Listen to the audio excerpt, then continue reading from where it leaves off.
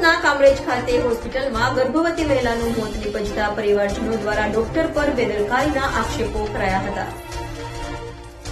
સુરતમાં ફરી એકવાર ડોક્ટર પર બેદરકારીના આક્ષેપો કરાયા છે। વાત એમ છે કે સુરતના કામરેજ ખાતે રહેતા મિત શિરોયાની પત્ની ગાયત્રીબેન ગર્ભવતી હોય જેઓને કામરેજની હોસ્પિટલે ખસેડાઈ હતી, જ્યાં સારવાર દરમિયાન મહિલાનું મોત નીપજ્યું હતું, જેને લઈ પરિવારજનો દ્વારા ડોક્ટરની બેદરકારીથી ગર્ભવતી મહિલાના મોતના આક્ષેપો કરાયા હતા, જેને લઈ સ્મીમેર હોસ્પિટલ ખાતે મૃતક ગર્ભવતી મહિલાનું પીએમ કરાયું હતું।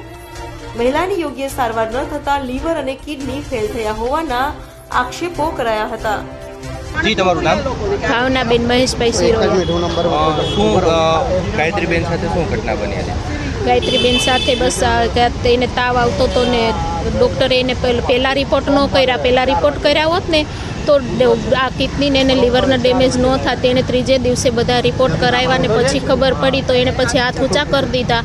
એણે એમ કીધું કે આ કિરણમાં જાઓ ને સ્મીમેરમાં અમને ઇમરજન્સીમાં તાત્કાલિક અહીંયા અમે સ્મીમેરમાં આવ્યા અને અહીંયા આવ્યા એટલે એમ કીધું કે બાળકના ધબકારા તો બંધ જ છે અને એ લોકોએ અમે આવ્યા ત્યાં સુધી કીધું બાળકના ધબકારા ચાલુ છે, તો બાળકના ધબકારા તો 2 દિવસથી બંધ થઈ ગયા હતા। મેં એને કીધું અમે તને 5 આપી પણ અમારે 2 કેસ સાજા જોઈએ એટલે એને હાથ ઊંચા કરી દીધા। એને હાથ ઊંચા કરી દીધા। એ કે ના હવે મારથી આખો કેસ નહીં સોલ્વ થાય। એ કે ત્યાર પછી ક્યાં લઈ આવ્યા? અહીંયા સ્મીમેરમાં અમને નોર્મલ ડિલિવરી કરી આપી, બહુ સારી ટ્રીટમેન્ટ આપી સ્મીમેરમાં।